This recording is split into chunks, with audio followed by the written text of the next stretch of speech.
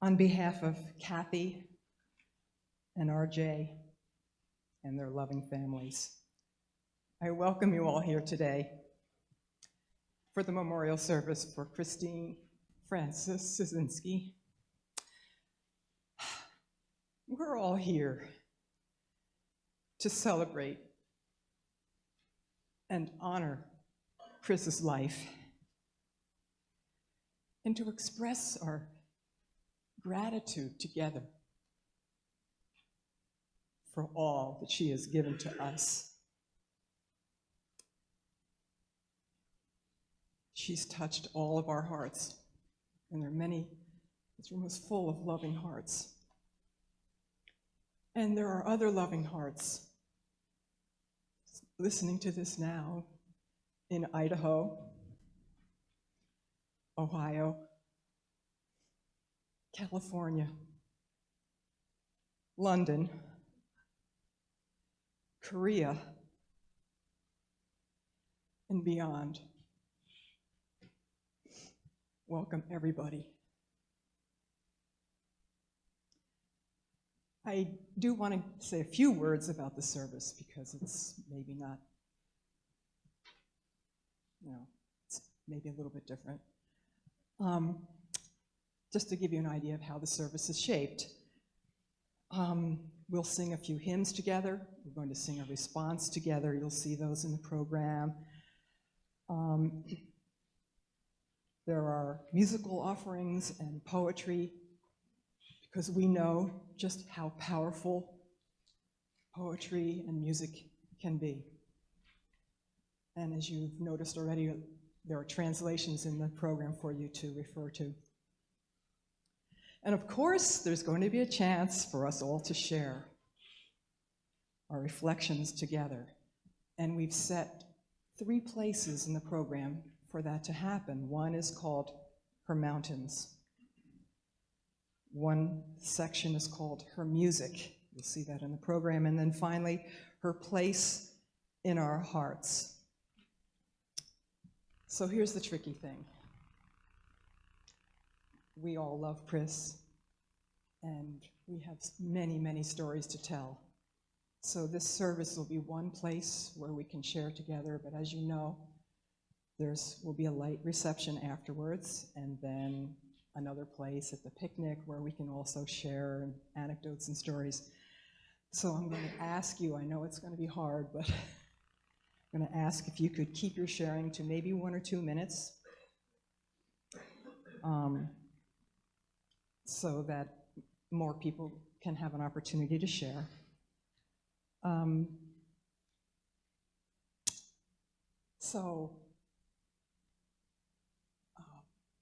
You will come up here when you want to share, okay? So that's where you'll come to speak. So we'll go on, move forward with the service, with the lighting of the chalice, and I'd like to ask Ray and Phoebe and Alexa and Nicole to come forward. John's going to read a prayer first.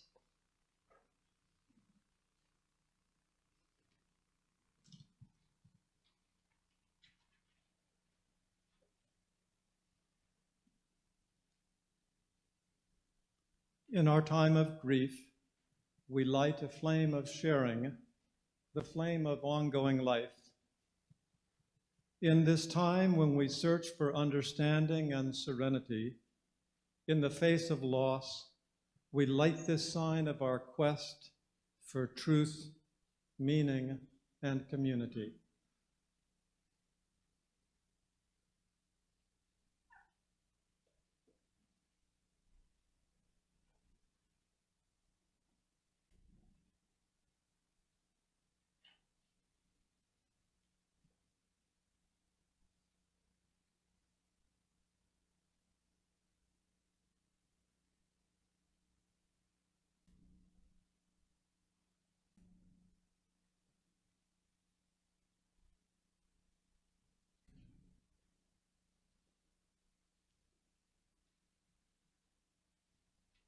If you're able, please stand and sing together hymn 330, The Arching Sky of Morning Glows.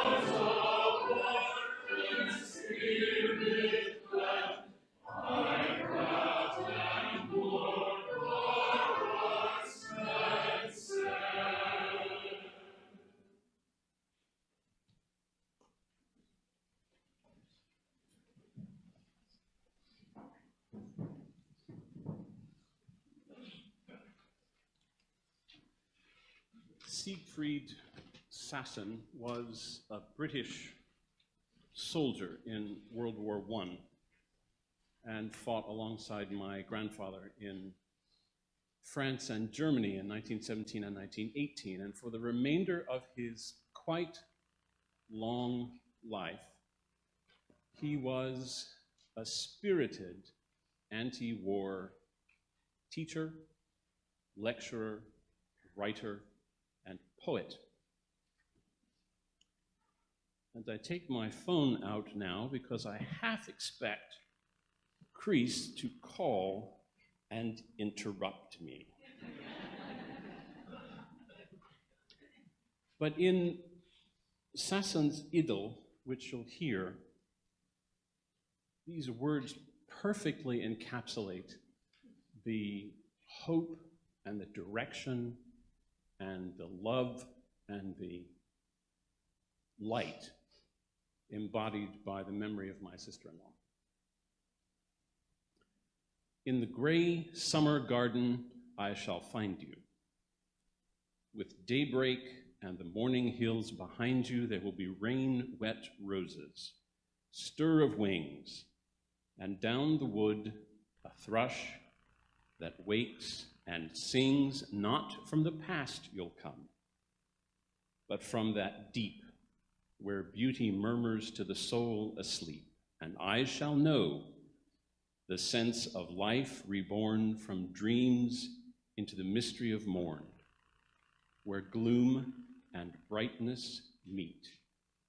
And standing there till that calm song is done, at last we'll share the league-spread choiring symphonies that are joy in the world and peace and dawn's one star.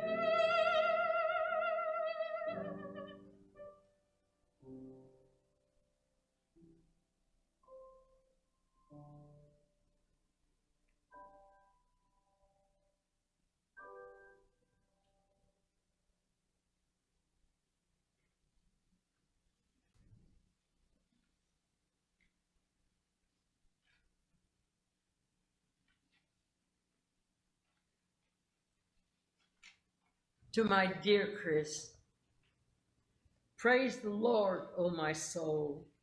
O Lord my God, you are very great. You are clothed in splendor and majesty.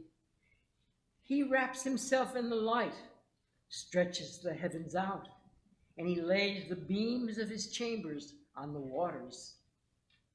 He makes the clouds his chariots, and he rides on the wings of the wind. He makes the wind his messengers, and shines his flames of fire his servants. He set the earth in its place. It can never be moved. And he covered it with the deep as with a garment. I will sing unto the Lord as long as I live. I will sing praise to my God while I have my being. My meditation of him shall be sweet. I will be glad in the Lord. And I know that as he rides on the wind, the spirit of Kristine Ciesinski will be with him. I love you, Chris. To my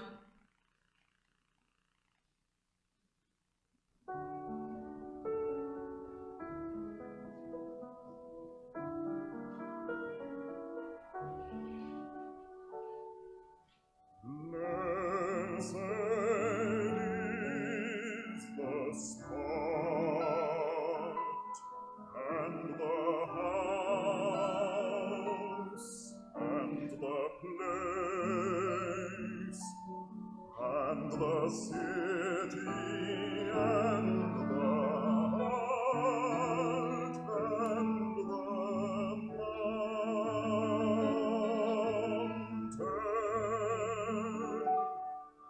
and the refuge and the cave and the valley.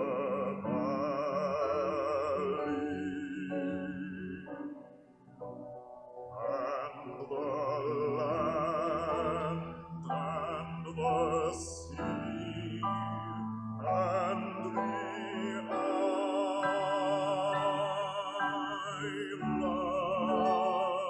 island and the meadow where men turn of God hath been made, and his praise glorified.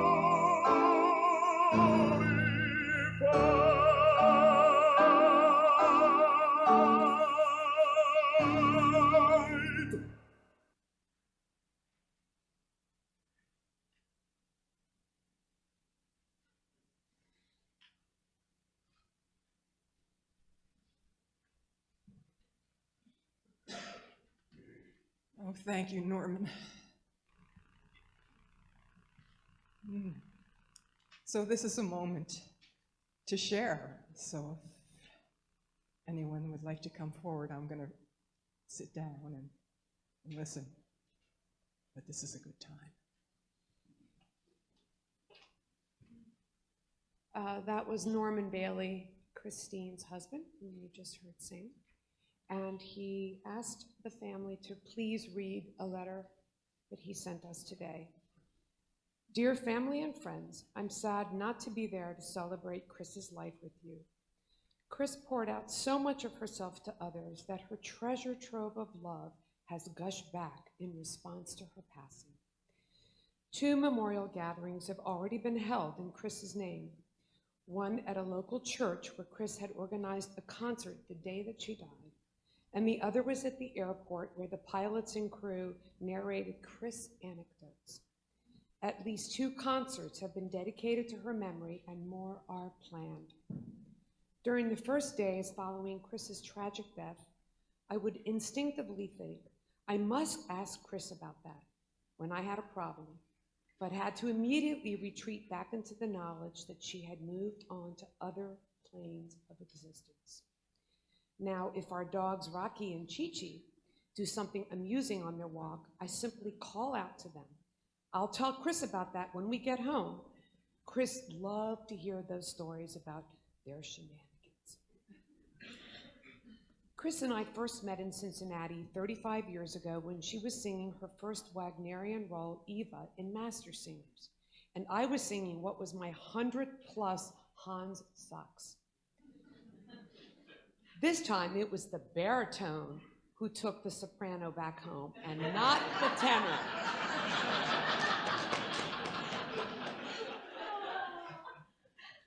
This July, we were about to celebrate our 33rd wedding anniversary, and yet it only seems like yesterday that we first met.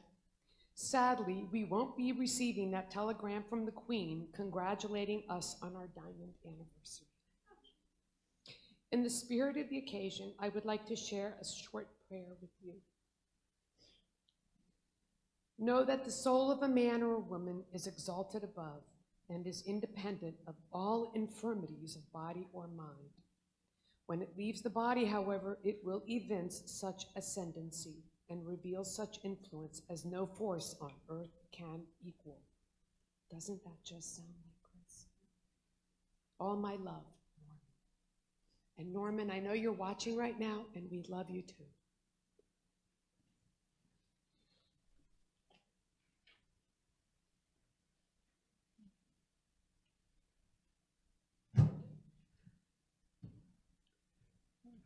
What a special ceremony and occasion.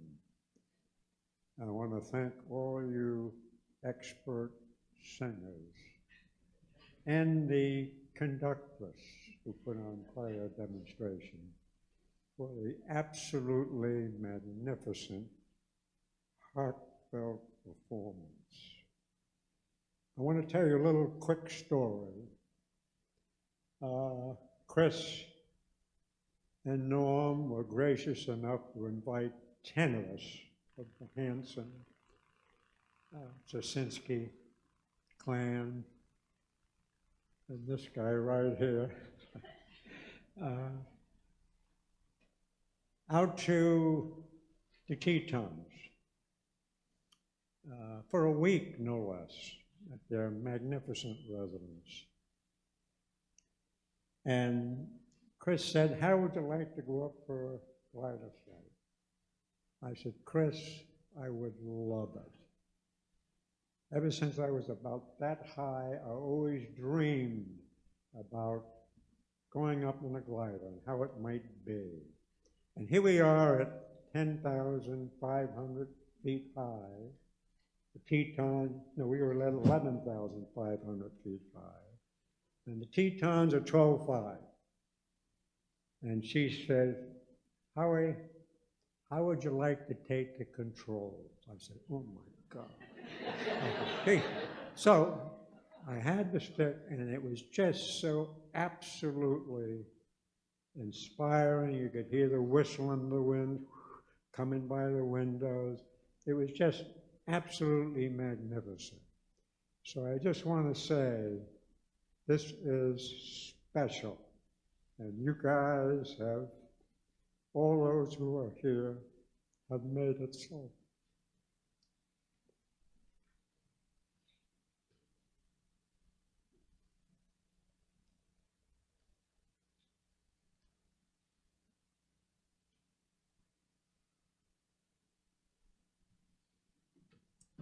My name is Atina Coates. I'm from Idaho.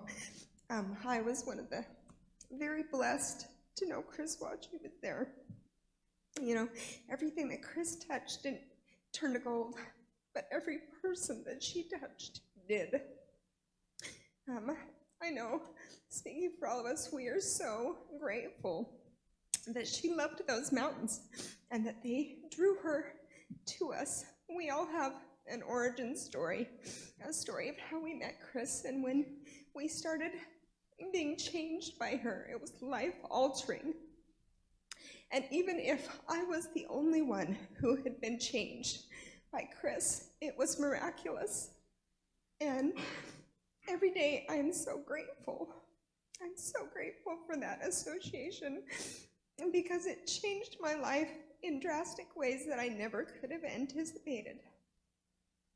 And so I just want to say, I know she affected the world with her singing, but she also very much affected the world with her teaching. Her teaching, there's hundreds of students all across the world that are so influenced and affected by that. And I'm just so very grateful to have been a part of her life and to have been so blessed by her.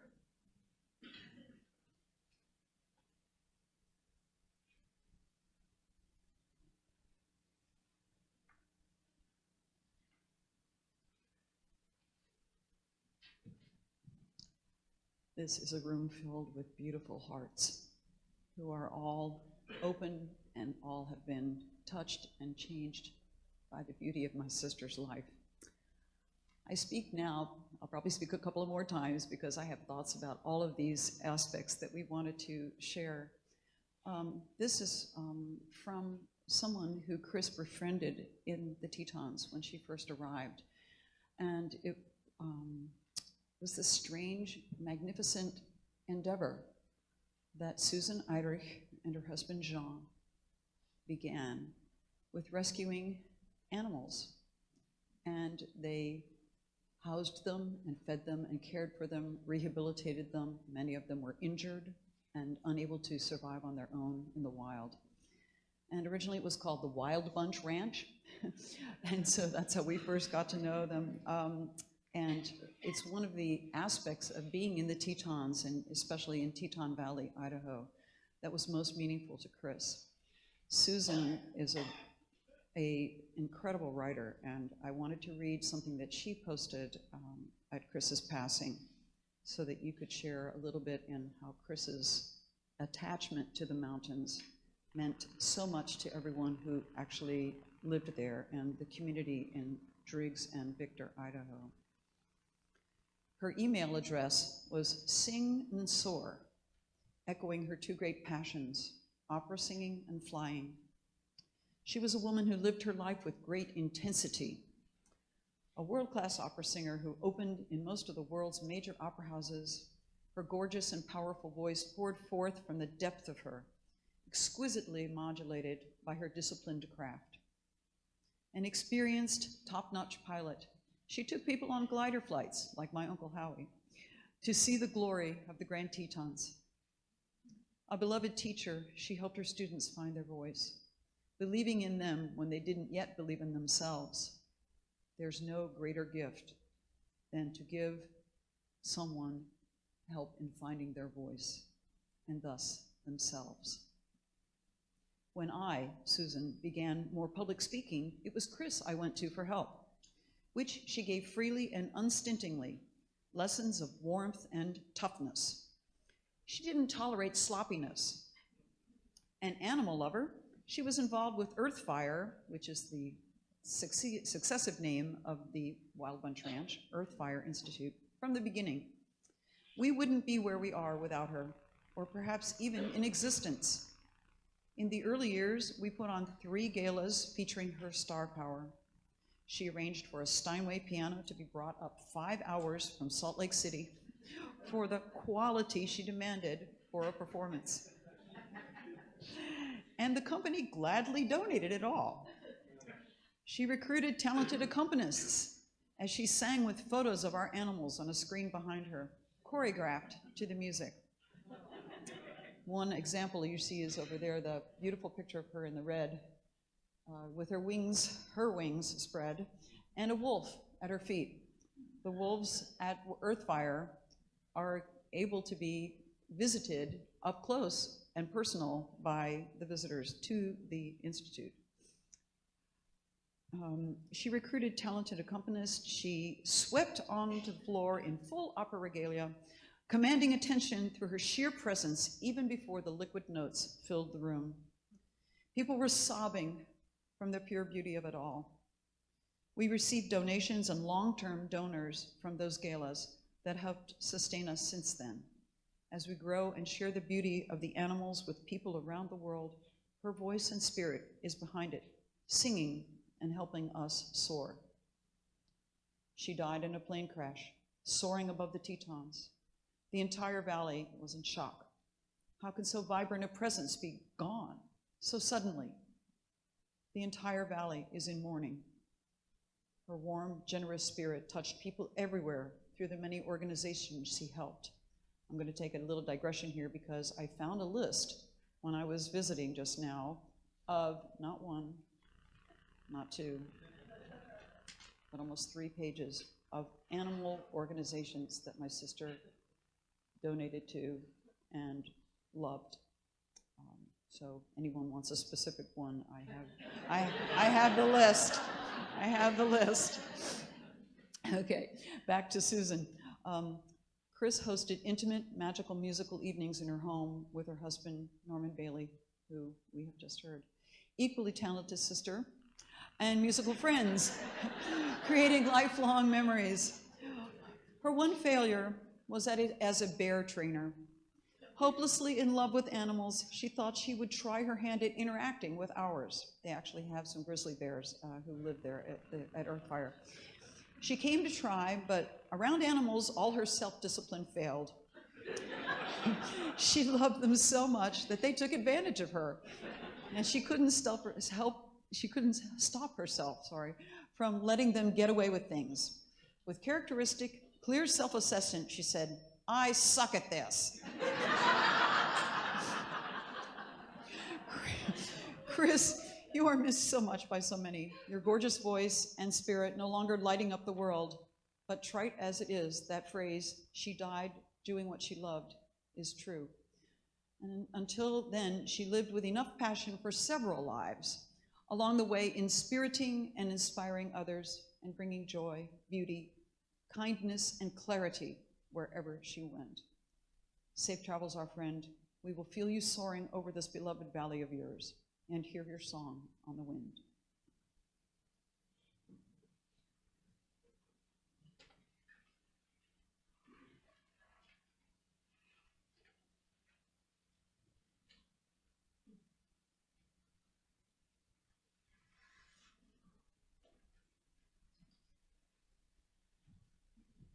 As Chris would say, get up here. Hi, I'm John Murray. This is my beautiful wife, Jane Cairns Murray. I am honored to have been included in an extended family of the Ciesinskis through the years, through the neighbors, the Cairnses. I want to tell you a quick story about Chris and Kathy. Years ago, we love Idaho too, but we usually go to the Sawtooths. We all, Chris, Kathy, and Sally Cairns and Ed Cairns and Jane and myself went and took a trip down Frank Church's River of No Return. It's called the Middle Fork of the Salmon. It's a 7-day trip, and you are in the middle of nowhere. It is absolutely gorgeous. Well, at some point, we ended up about the 3rd or 4th day in, and we ended up at this beach, and there was a cave across the river. So we all got across the river and hiked up to the cave, and then next thing I know, Chris and Kathy were singing in the cave. I want to tell you, it was one of the most incredible things I have ever been privy to in my life. And I'm a rock and roller, so opera is pretty good, you know. But what was more incredible is when we walked out of the cave, there were 5 or 6 river boats that had pulled over to listen to what was going on there. Norman, that's a testament to Greece. So it was a wonderful trip we had. And so I'm sorry we don't go to the Tetons too often. We're in the Sawtooths, which are pretty darn good too. So I was lucky to grow up on Spring Valley Road and have a bunch of extra dads and moms and siblings because there were 3 families that did a lot together. Fortunately, Kathy and Chris didn't think I was a pesky younger sister. They let me sit under the piano and listen to them. And so I grew up listening to opera and thinking that was normal. So And then there's RJ, who's my big brother from another mother, who did think I was pesky and wouldn't let me into his treehouse. Dad's gonna build me one in the woods one of these days. Anyway, it was an honor to be part of our neighborhood and part of your lives. If you would. This is a poem from one of my favorite poets, and now I can't see to read it. But it's from Wendell Berry. When despair for the world grows in me, and I wake in the night at the least sound, in fear of what my life and my children's lives may be, I go and lie down where the wood drake rests in his beauty on the water, and the great heron feeds. I come into the peace of wild things who do not tax their lives with forethought of grief. I come into the presence of still water, and I feel above me the day-blind stars waiting with their light. For a time, I rest in the grace of the world, and I am free.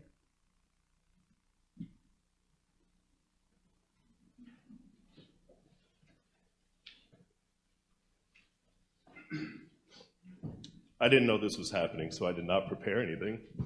I am Tom McNichols. I was 18 years old when I first met Chris through Joellen, and she and Norman had me out there for 6 subsequent summers to live with them.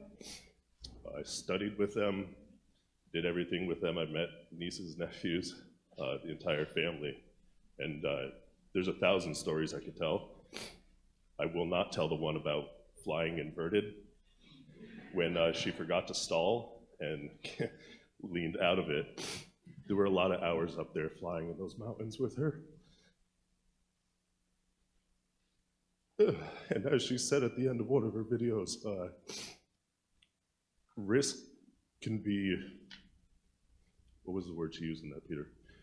Risk can be, she did a video about her gliding that I had never seen. I found it on YouTube, had not many views, and at the very end of it, Chris's quote was that risk can be calculated, but some things are just worth doing. And I continue to try to live by that.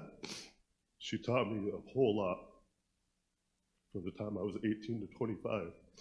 And I thanked her along the way whenever I had some professional successes and whatnot. And one of those was not long before the crash. So again, thank you, Norman. Thank you, Chris. I'll see you soon.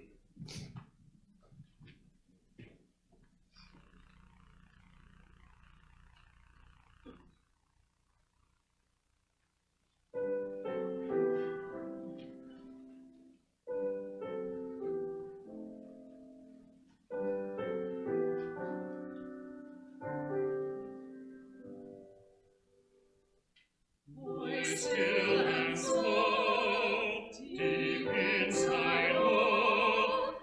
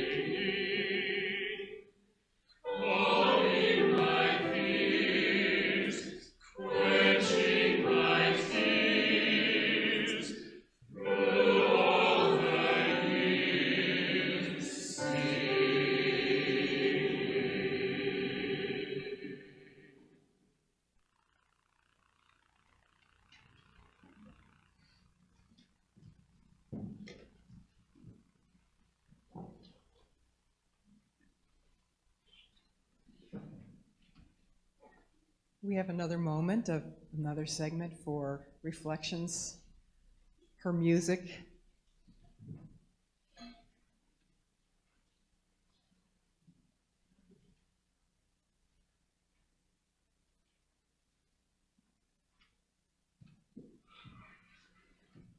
My name is Ed Cairns, and I watched Chris grow up across the street from me. And after that, we did a lot of things together, and one of them was whitewater rafting. And Chris and Norman and I had an experience that I still can only say is once in a lifetime thing. We spent 2 weeks going down the whole length of the Grand Canyon. We watched the Grand Canyon when it was that deep to when it was fully extended. And that was an experience. And during the trip, we made a little hike up the Little Colorado River, and Norman fell in it.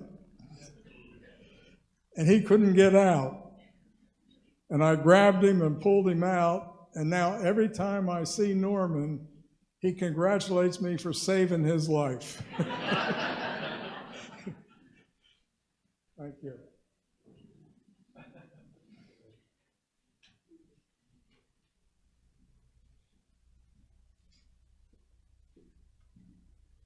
Hi. I knew Chris for 50 years. I met her 50 years ago. Music brought us together, and I think Kathy had something to do with that because at the time she was dating my brother. So,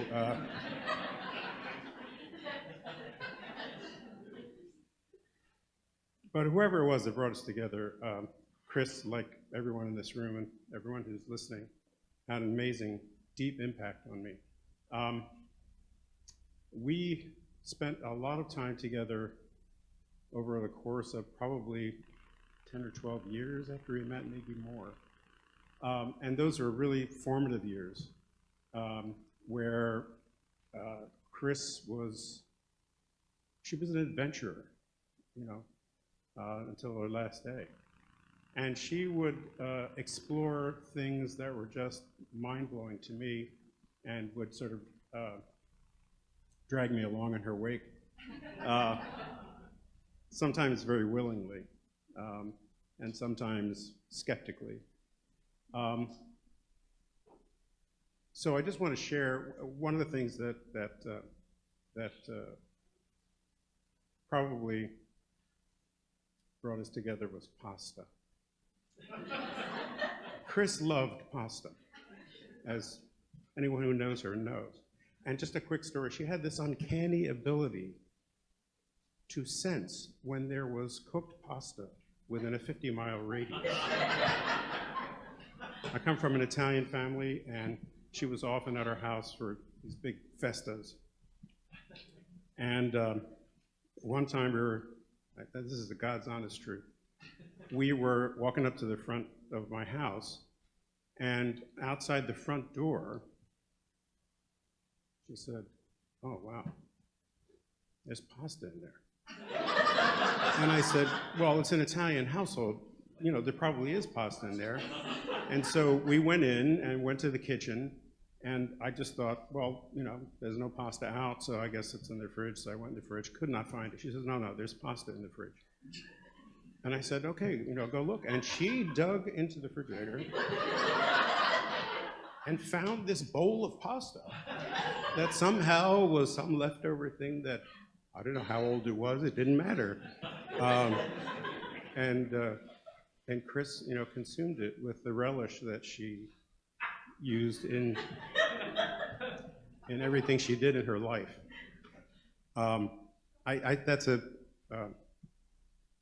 story that really connects me to Chris. There are so many others, but that one I think is good for today. Thank you.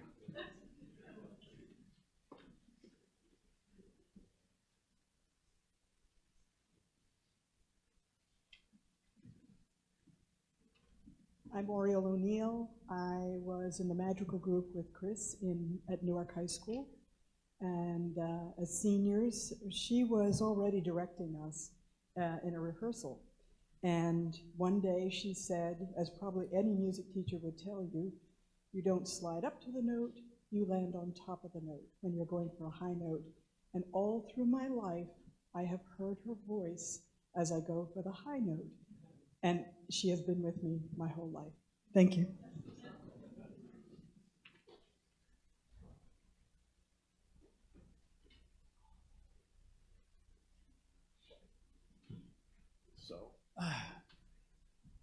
So most of you know me as Ray, some of you know me as RJ. I had the unique ability to growing up with her before most of you got to know her. So there is just a giant stack of files of stories and things that I could just tell. And it just goes on and on and on. And hearing all you singing and hearing all you talking just brings back floods and more floods of memories. And almost don't know where to start. But you know, everybody knows Chris about her singing and her flying. But when she was growing up and I was this little weedy kid running around trying to figure out what was going on, it was a piano and an organ and a lot of voice and music. And I'm like, oh man, I don't know, this is not me. And I went out and did my own thing. And believe it or not, she was the one that actually got me into fishing. And she was the one that got me into other adventures. There was a great memory was I used to go hiking in the woods, and Kathy remembers. There used to be this little creek in the woods, and there was this Tarzan rope. and she was the one that climbed way out there, put that Tarzan rope out there, swung us out and in the creek. You know, it took a lot of courage to do that, and she was the one that actually climbed out there, put it on that tree that extended out. You know, that was just amazing. But you know, I'm not sure if everybody understands the depth of her love for music, and I just thought I'd share a couple stories. But you know, it wasn't just singing that she liked. She sprawled out and was checking out all sorts of things. She was in the marching band. She was playing the glockenspiel, banging away in the glockenspiel. And these instruments were coming and going out of our modest-sized house in the living room that already had the Steinway piano and the organ, and the living room was just packed with stuff. And then she got on this kick, and she needed to play drums. There was a snare drum, she'd be playing the drums, and Kathy was out there just straight and narrow, doing the singing deal, and she's out there putzing around with all these other instruments. And then next thing you know, this big box shows up, and I'm like, what is that? She opens it up, it's a French horn. So next thing you know, she's in there, you know, tooting away on the French horn for years. And I'm not sure if she did it with the marching band or whatever, but yeah, she was just like into all these instruments. Then another big box showed up. What was in that? She opens it up, it's a cello. So next thing you know, and you know, she was ushering in the cello, playing the cello. I'm like, what is going on? You know, and she was singing as well. You know, and she was also into, at high school, I just shared this memory with Kathy a little while ago. She was in this little folk singing group called the Four Folk. And she was playing in high school, and there would be four people singing like Irish tunes and whatnot, and they'd be coming over and going to the house and rehearsing, and then we'd be going down to the auditorium at school to listen to this, and it was one thing after another. But I think the fondest memory I have, I just share, and there are just a zillion I could go to. Another box showed up at the house. I'm like, what is this? She opens it up, and it's an accordion. I don't know if you all know what an accordion is, right? It's a squeeze box that, you know, goes like this, and she's playing, and she's singing, and the greatest memory I've got is there was a Beatles song, and it was "We Can Work It Out," and she would just take this thing and she'd go, "We can work it out, we can work it out. Life is very short, and there's no time." So I was. And that ushered the era of me loving the Beatles, because that just tied into, you know, Kath and me and her riding in the back seat of long rides up to New York City to visit Grandma and Grandpa, you know, harmonizing with Beatles in the back. You take the low, you take the middle, and Chris gets the high. Anyway, there's just so much more to share with you all, and I'm loving hearing all these other stories, but I just had to get that one out there.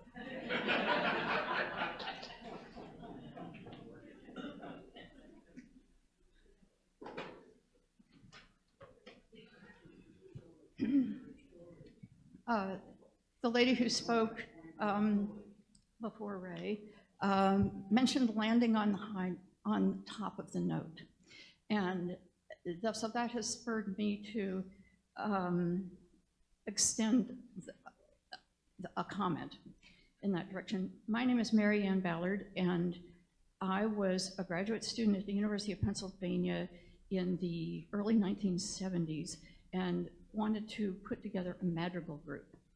And so there were people around who were good singers. One of whom was Sean Deibler. If you're from Philadelphia and have been in music, you know Sean was a conductor in Philadelphia, but he was also a marvelous baritone. And he knew Chris somehow. Anyway, he brought Chris, and we formed this madrigal group called the Suffolk Owls. It was named after a madrigal, Sweet Suffolk Owl, by a Renaissance composer. And I have here a photo of the group, which I'll put on the table over there. We have Sean on the right and then Chris in the forefront. It's one of the most beautiful photos I have from this time. The thing about Chris that made her magic, besides her irreverence, her spirit, her sense of humor, but musically, was the way she savored every sound she made. She was totally committed. She made you believe the words that she was singing. And she didn't let a vowel or a consonant go by without somehow drawing its individual character out, which made this early madrigal singing very expressive. I mean, when you sing madrigals, you're part of a team, you know, people, it's a little community. Anyway, ever since then, that has been my standard for appreciating singers. And I am not at all surprised that she and Kathy have had the success they've had, because they both have this quality.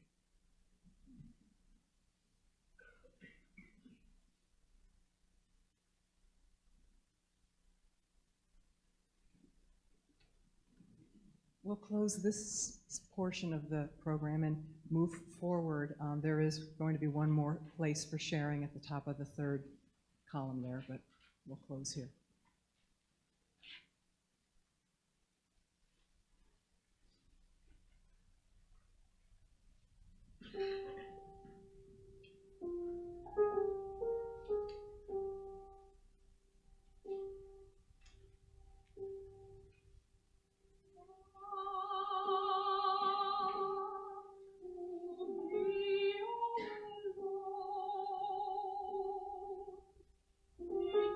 Little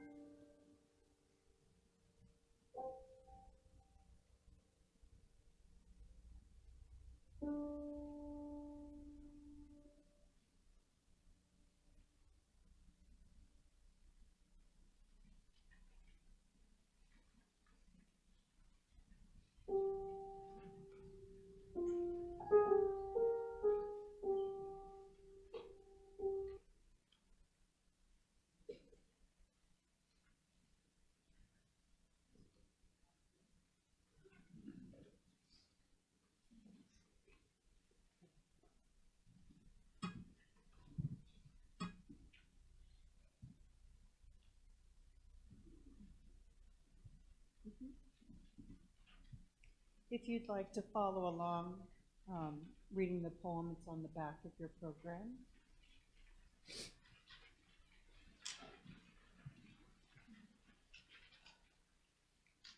In Blackwater Woods by Mary Oliver.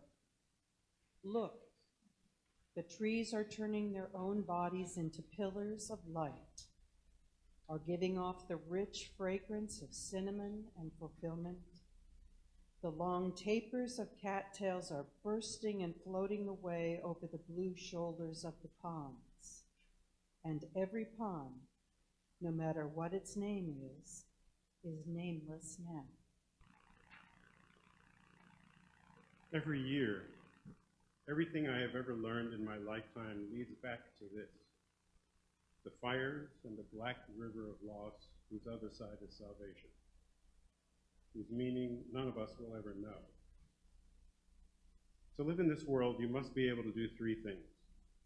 To love what is mortal, to hold it against your bones, knowing your own life depends on it, and when the time comes to let it go, to let it go.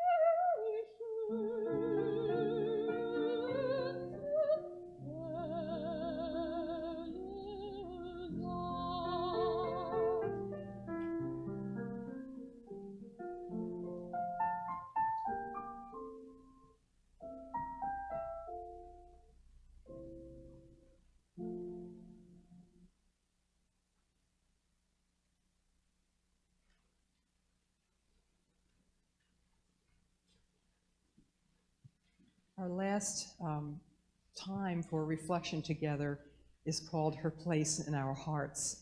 And this one's structured slightly differently because we're going to open with the Sanctus from the Fauré's Requiem, which was, the full performance was performed this summer in Mexico in memory of Chris. And Kathy asked that the Sanctus be included here to open into this section. And then immediately following this beautiful rendition, we have one person on the recording that's going to share her reflection with us. So we'll hear the Sanctus, and then we'll hear Martha Tony, and then a longtime friend of Chris's, and then it'll open up for other reflections. And we will, at the end of this section, we will close with the Brahms duet.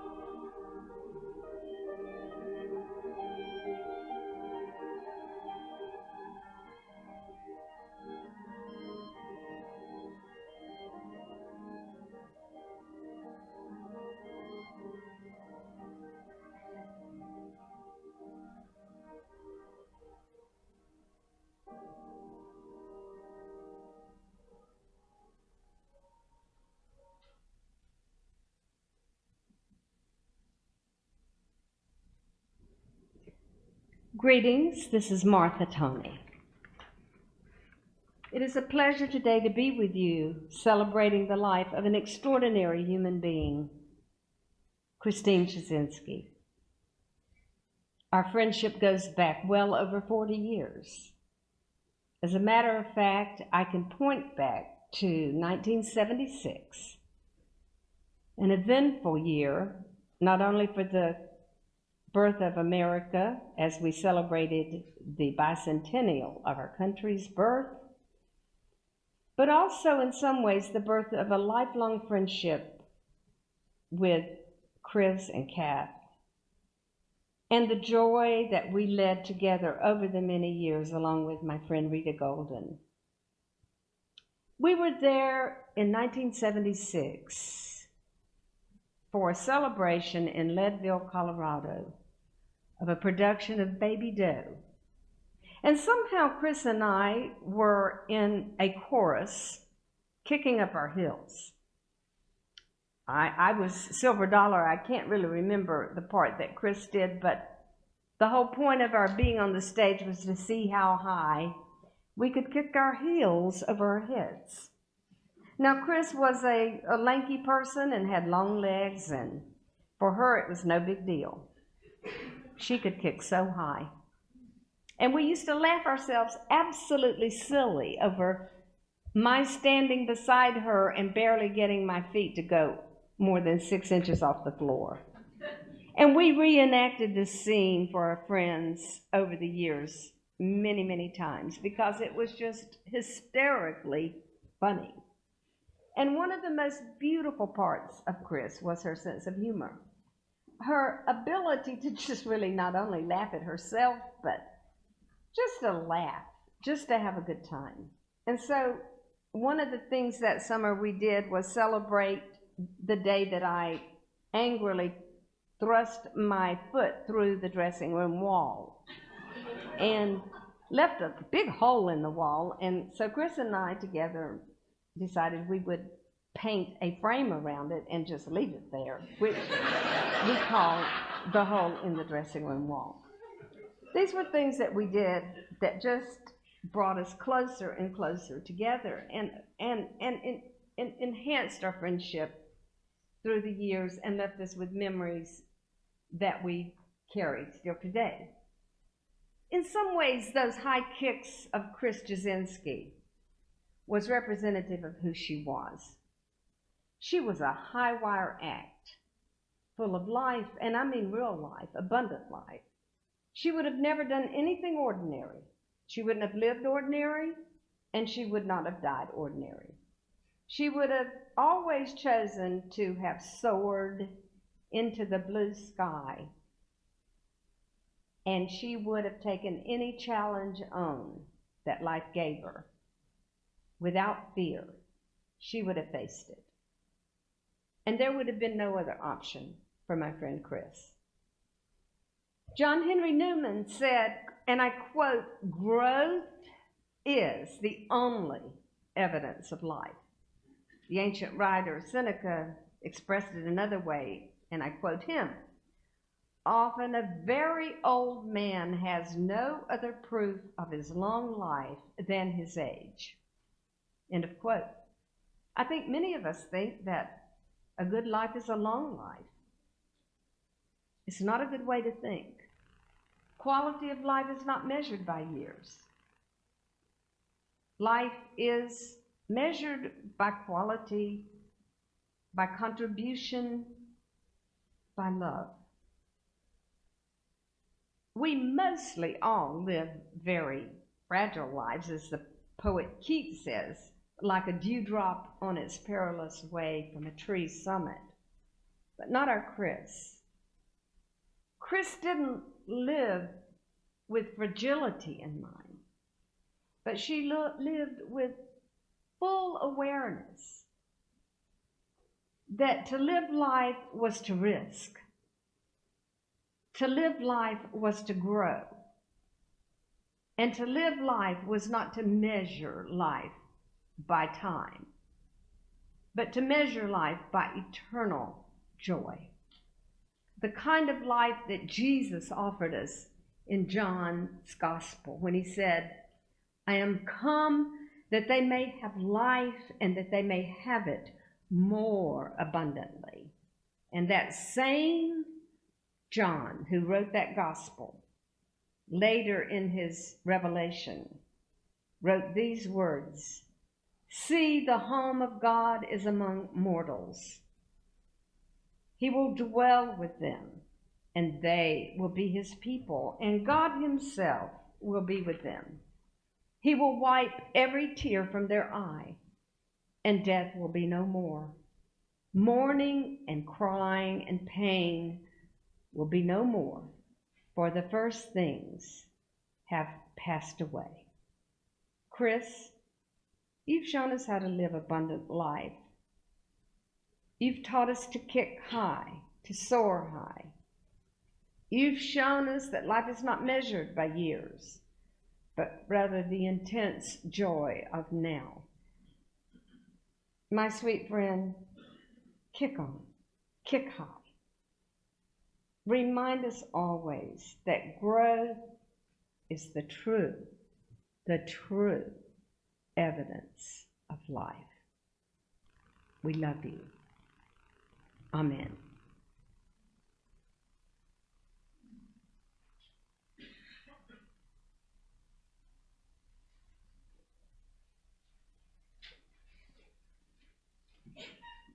My name is Lance Rondeau. I'm one of Chris's former students. I studied with her from roughly 2004 to 2006. And prior to having the privilege of studying with her, I was aware of her. Most people in the music department were aware of Chris. She was this mythic person, the ability to take a normal singer and turn them into a powerhouse singer. My very first lesson with Chris, my range increased by a perfect fourth because she taught me how to breathe correctly.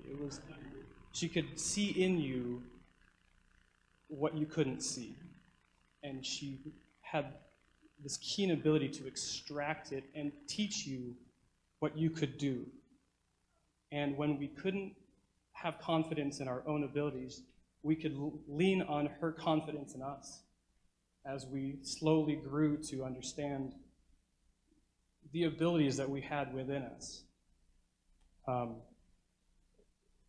There were many Chrisisms that she would offer us in her lessons. My wife, Amy, and I, we both had the privilege of singing and studying with Chris. Our favorite is, she talked about how we need to get on our sound. She put her arms up like this. You got to get on that sound and just ride it around. You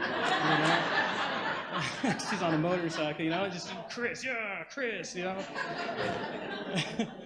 And I'll never forget, I've seen her do that so many times, but it's wonderful. It's been mentioned several times, the passion with which she lived her life in everything she did. But I'd like to add to that the compassion with which she taught and the love that she extended to us, the patience.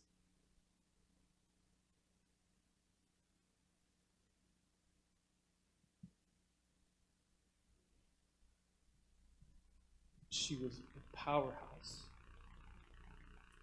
in absolutely everything that we had the privilege to see her do. And if you've never experienced a winter in the high desert of eastern Idaho, you'd understand that knowing Chris, it was like this explosion of light and color that came into our lives in what sometimes can be a very dreary location in that time of the year.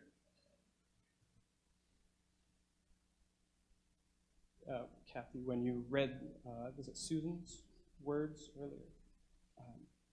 At one point she said that her light has gone out. And I have an alternate perspective. She has taken that light and passed the torch to all of us. And her light will never be extinguished because she has given that to us, and we continue to take that influence with us as we inspire those around us.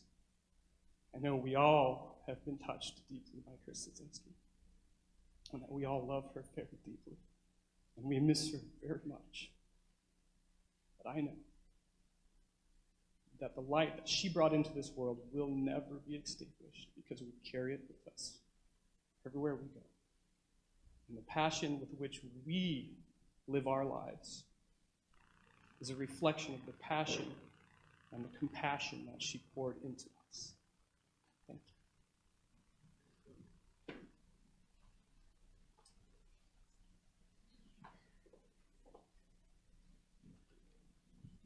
When Chris came back from teaching in Florida, I was at her house for a voice lesson, watching her teach some of my friends and having my own, and we kept hearing this bzz, plunk, bzz, plunk.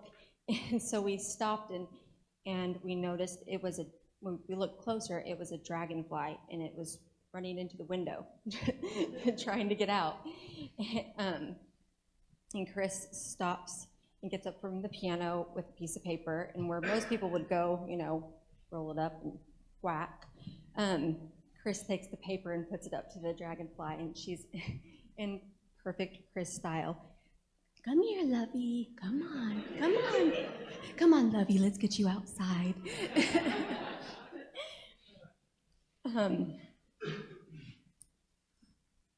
Chris noticed things and cared about things that other people overlooked or didn't give a second glance to.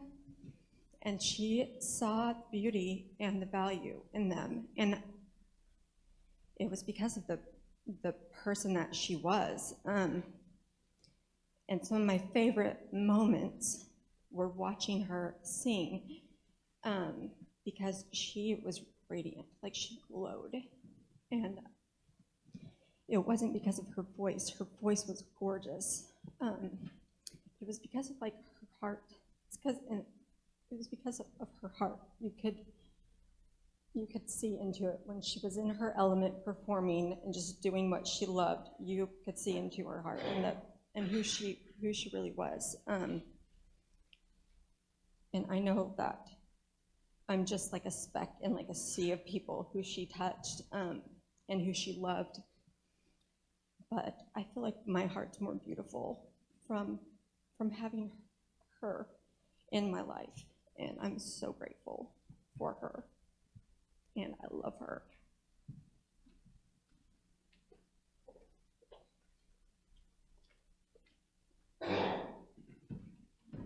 My name's Sam Chiba. I was a former student of Chris's for about 3.5 years. She was a magnificent person, to say the least.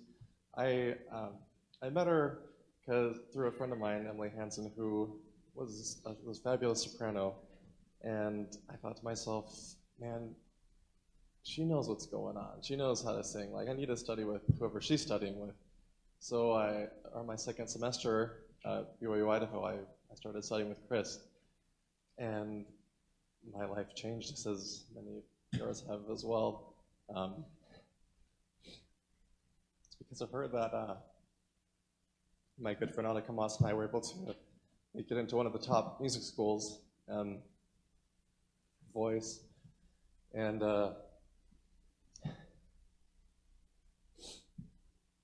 we've been able to flourish. Really, she gave us the tools that we need to be successful, not only as musicians and singers, but as people and colleagues.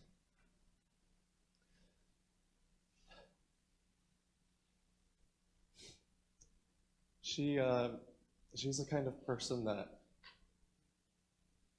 the kind of motherly figure that every student or college student needs in their life. They're away from home. And in 2014, when I won the Idaho-Montana Met competition and went on to the regionals, she was there the whole way. She was there for the competition. She was there for the regionals. She flew all the way to Seattle to come support. And because she was so loving and caring, and she was so invested in her students. And then one summer when I had the opportunity to go to Salzburg and perform a role in a young artist program, she did whatever she could to prepare me for that. She even organized her own opera scenes based on around The Marriage of Figaro, which is the opera that I was doing, but like specifically so I could get ready to be there. And I know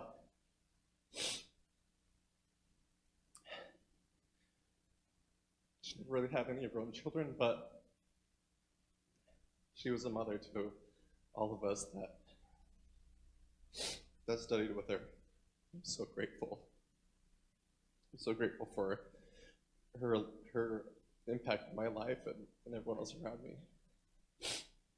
Thanks.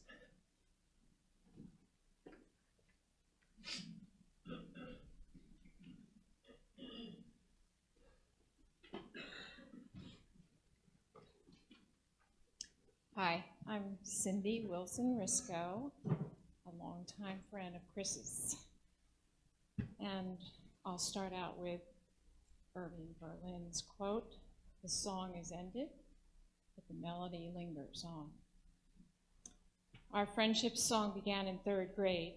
2 silly girls carving a path of memories that zigzagged, hopped, skipped, jumped, running in craziness, as Chris is well known for.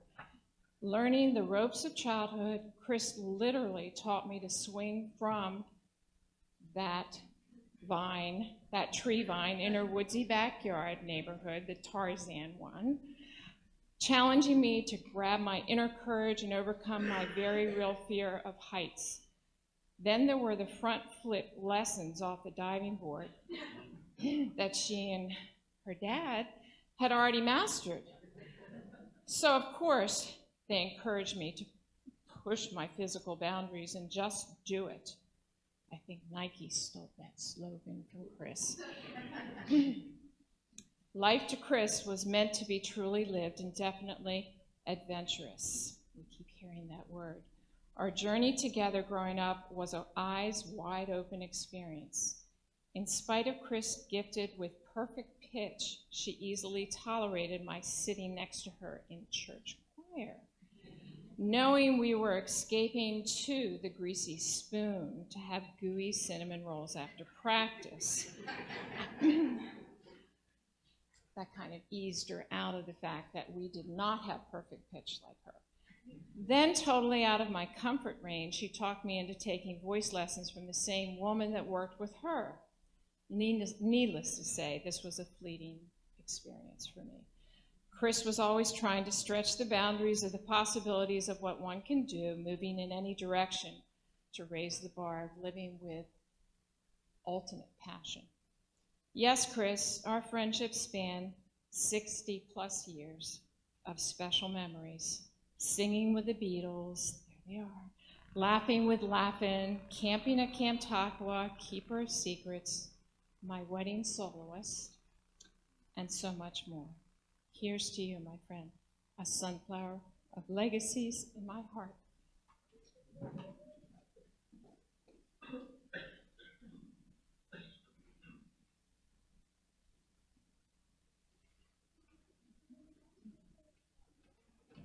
Yet another voice here from Chris's past. I'm Ed Tupin.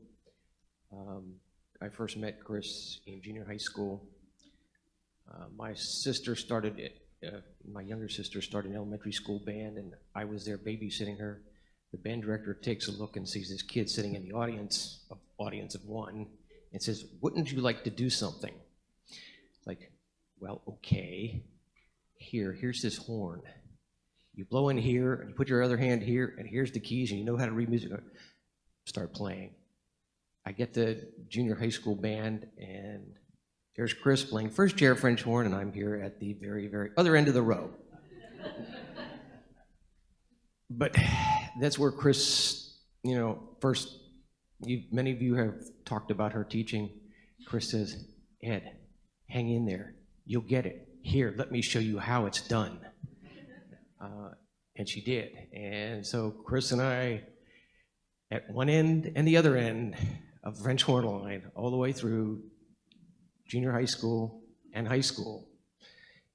And when I got to college, I suddenly found out just how much better she was than everybody else, because I wasn't nearly that bad when I was in college.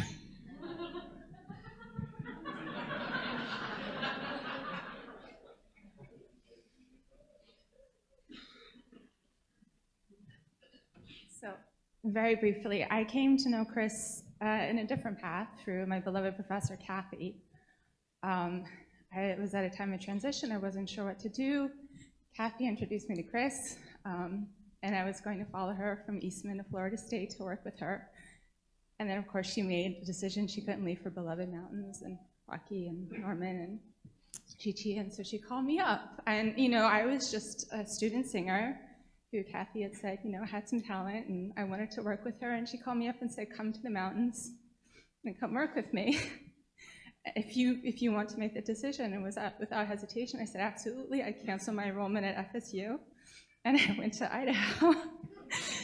And so I only knew Chris for a short time, but this year was really transformative in a lot of ways, and the reason I wanted to say something was I know she has so many students, so many singers, so many people who she's helped give voice to that physical voice, that physical singing, but my year going back and forth turned into something so much more.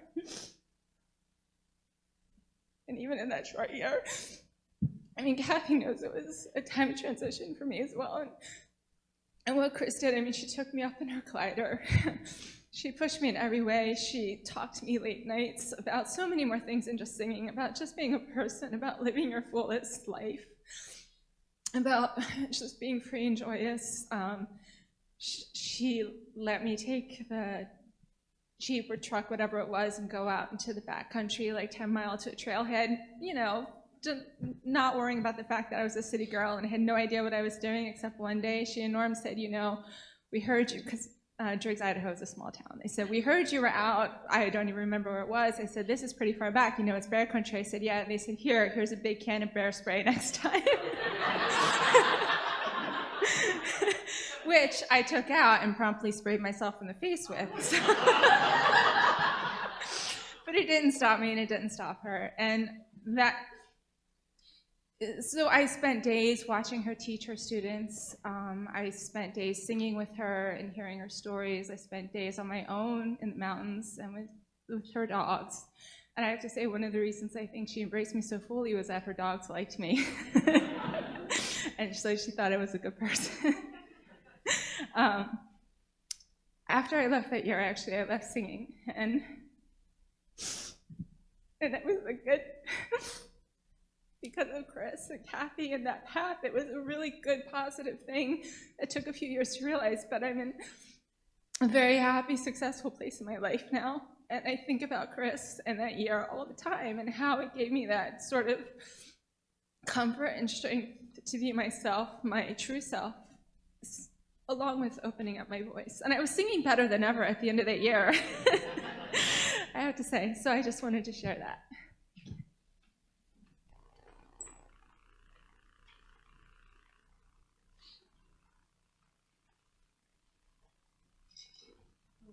There's so much more, and I just look forward to speaking and visiting and hugging and taking time with all of you. The stories are so rich. They are absolutely true, Chris. They are ever changing, even though they are similar. And I think one of the things that started it off was the fact that our family was just so special. Mom and Dad had no greater joy and no greater aim than to bring healthy and happy children into the world and share the love that they shared with each other. And I think they succeeded mightily. My sister and I were conceived a year apart, a year and 9 months apart, but my mom always wanted twins. And by the strangest of circumstances, she got them. So I never grew up thinking that I just had a sister. I really had someone who was much closer and much more aligned with everything that I understood and learned and felt and shared in the world. Chris and I found ways to involve each other in our lives continually. We learned a sign language when we were in church choir. And often, because we were in different voice parts, one of us was on one side of the chancel and one of us was on the other. So during the sermon, we would talk to each other using our sign language. We had many ways of communicating that didn't even need language, of course, as you can imagine. Our looks, just one raised eyebrow, one just a little cock of the head or a little tensing of the shoulders, and we knew exactly what the other one was thinking, what the other one wanted to say. We both had so many formative experiences in common, and that was just because when one of us did something, we made sure that the other one understood and got there too.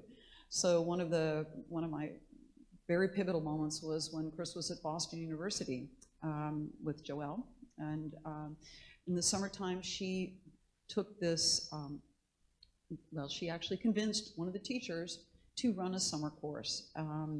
Not surprising that my sister would be able to convince a teacher who should have been on break in the summer to turn around and keep teaching. And so she invited me and a bunch of our close associates up to have these movement classes. Joseph Gifford was the teacher.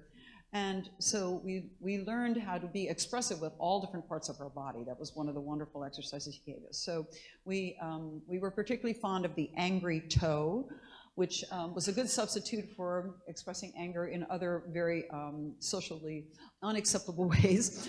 And we had so many experiences where we kept growing together, but we kept growing further. So there was never a limit to the seeking and the education that we shared all through our lives. It was just one of the great blessings that both of us ended up loving singing and being able to do it so well. And I think when we were back in the Prelude, one of the reasons that the Carmen entr'acte was included in that list of pieces was because we taught each other how to play that as a piano duet together. When learning that pretty much before we learned how to read words, we were at the piano learning how to read music together. I would think if she were standing here today, she'd just say that Kath taught me everything I know, but I'm going to say in my stead that she taught me almost everything I know. She taught me so much about discipline. She taught me so much about this sense of pushing boundaries. She really got me out of my head and into my body. She encouraged and inspired me as a musical artist, and I just know that there were so many ways that our artistry, again, was one of these two-headed monsters that just kept growing. We shared so many things, and today is no exception. We went shopping for these together. I have one, and now I've inherited hers. Her clothing and mine, for many years we were really the same size, even though we were very different physical beings. So we just traded clothes back and forth all the time. So these past 2 weeks when I was out in Idaho, actually cleaning her closet out to give many of her clothes away, I realized that there were so many things that I had the exact replica of, or I had the complementary color of. So it was like an echo chamber of experiencing all these shopping adventures that we had, and all of our planning of our concert gowns and garb. I want you to know that her gowns and many of her concert clothing is being housed in Idaho right now, and it will be for the use of her students from here on out. We haven't quite figured out how that's going to work yet, but it's being inventoried, and I will be adding many of mine to that collection as well, so that they will be available for people who want to have clothing for a special occasion and don't have the extra funds that we just seem to lavish on our wardrobes for our performances. I also wanted you to know that these beautiful tables to the side of the room contain really a truckload of pictures, but they also contain programs. And as many of you as have come here from Chris's studio, I tried to find programs that reflected your experiences in performing that she had a hand in. So take a good look at those. We have so many wonderful moments that we can continue to share as this part of our day winds down. But in closing this particular section of the place in our hearts that Chris occupies, she is my heart. And so this time for me is one of understanding what my heart actually is understanding how my heart can be divided yet still functioning and still having integrity. It is me becoming a spokesperson and a continual conduit for the information that my sister knew and sister shared with everyone. So I have some tall orders on my plate, but they are joyous. They are natural to me. They are not hurtful. They are not painful memories. They are incredibly rich and are meant to enrich others. We wanted to close this section with something that we called our theme song. We claim that Johannes Brahms, who you've heard some beautiful, indelible memories of today in his Requiem, We found his duets to be perfectly expressive of so much that we had to say as musicians. And one of our all-time favorites, of course, was the one that we claimed that he wrote for us, which was the sisters who dressed alike and did everything together.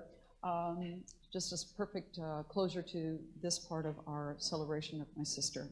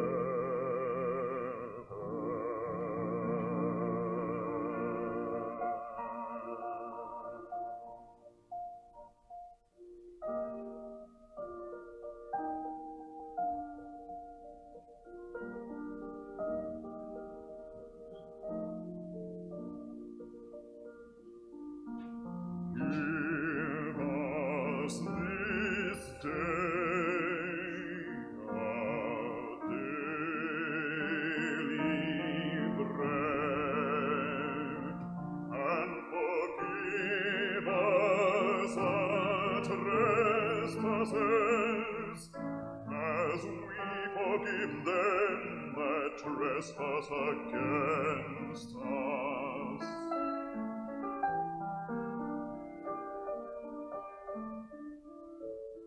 And lead us not temptation, but deliver us from evil. For thine is the kingdom, and the power, and the glory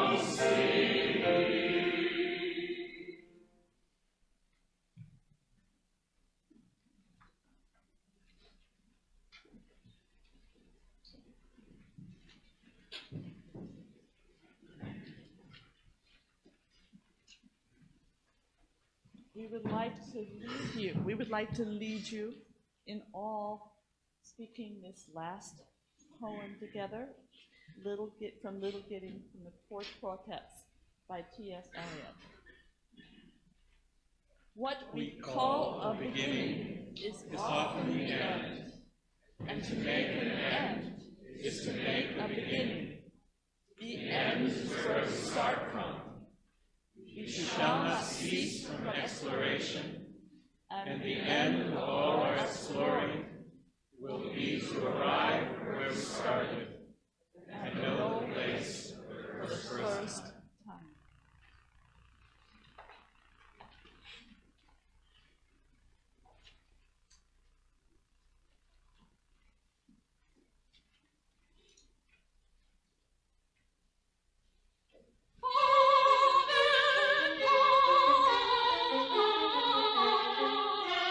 Thank you.